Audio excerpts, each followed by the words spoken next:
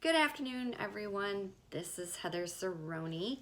And yes, I'm a candidate for state representative here in the 104th District, Grand Traverse County. And I'm just going to make a few comments on today's atmosphere. There seems to be so much information coming down the pipeline in regards to the governor's overpowering orders, stay-at-home orders, and how her presser went yesterday to people that are just up in arms about hearing her say yesterday that we might have a longer stay-at-home order. I know I sent out to my base of people to take action starting yesterday and call the legislators and as well as our governor. And so I know it was a complete day of action, and I'm hoping everybody participated. And those that didn't, we still need you to participate. It's going to take every single one of us to get on board with this and put the pressure on the governor. Now, I know our state legislators, I believe they've really been listening to us, so we'll see what they come up with to put the halt on the governor and her overbearing orders on everyone. Not only have we had the concern with the COVID-19 virus, the victims and the victims' families, and trying to contain the spread, but now we have definitely the invisible enemy that I think the implications are starting to outweigh the virus itself, with people out of work. I know people specifically that have not received unemployment checks yet, and they're getting very concerned. And I know people that haven't received small business loans, and they're getting very concerned. And I also know business owners that don't qualify for the small business loans. So there's all these, great concerns, and people's livelihoods are at stake. And all people want to do is work and provide for their families. And these people that I know that are concerned and worried are also ones that give so much to other people. They're not out there advertising it every day that they do, but I know them personally, and I know they do. So, the worry is really weighing on everyone. And that's why I want to encourage everyone. Like I said, I believe our legislators are really working on stuff now. They're listening to people, and they see what happened with the governor when they, went to vote and give her an extension till April 30th, which I believe they were just following Trump's recommendation. And then the governor went haywire with more lockdowns. So the effect of that, like I've already said, has been felt really heavily. So then it's prompted the protest, and rightfully so, because in our Constitution, it says it is the government by the people, for the people, of the people, which means that we have to step up and take our government back because it's for us, by us. We get our rights from God, our creator, and not the government. And obviously it's flipped right now.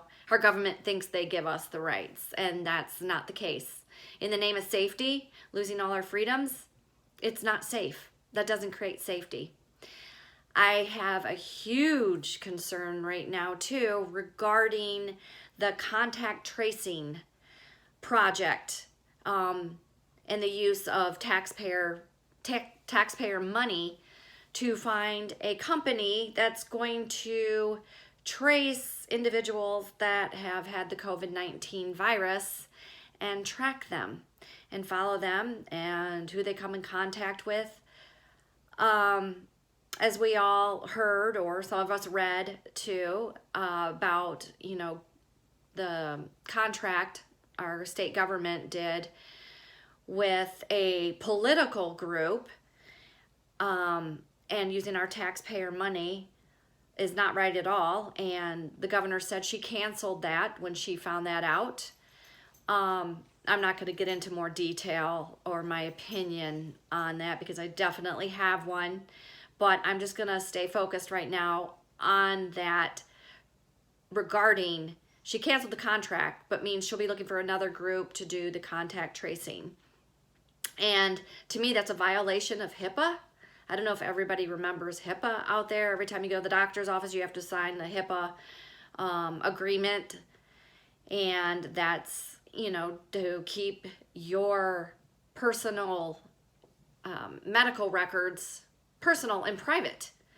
Well, if we have a contact tracing group going around tracking everybody with the virus and who they come in contact with, and all in the name of, you know, experimenting to control the spread, no, that's not. That's overstepping into our personal lives, into our medical histories. That's not right. That's basically spying, and then it'll be used to control us more in the name of safety. And I don't believe in that. Giving up our rights and our freedoms in the name of safety it doesn't work. It just sends us down a terrible hole, which we've all seen. We're all living it right now. It's basically communism. And it's not attractive, it's not comfortable, and it's not the United States. So I'm going to implore all of you to please, if you don't know it now, you need to start learning the U.S. Constitution and the Michigan State Constitution so you can stand up for your rights, because some of these people that are being arrested out there for just taking a walk or being on their boat, it's unconstitutional. It's unconstitutional. And if they're being fined, that's unconstitutional, but you have to know your rights to fight for them. And you need to fight for your rights, because if we don't, then we're definitely not going to have them restored, and that is up to us now. It says we need to take action now.